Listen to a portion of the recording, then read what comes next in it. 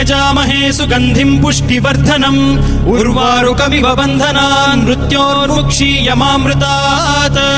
यो रुद्रो अग्नव्यो अप्सुय ओषधीषु यो रुद्रो विश्वा भुवना विवेश तस्मै रुद्राय नमो अस्तु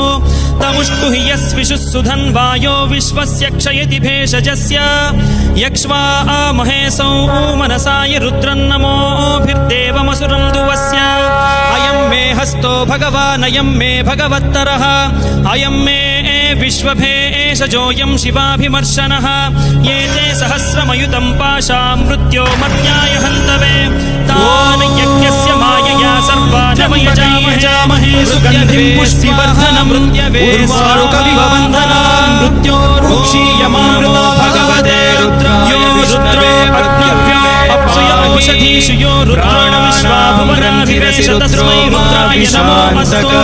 तमुष्टे यस्विषुः सुधन्वायो विश्वस्य क्षयति भेषजस्य यक्ष्वा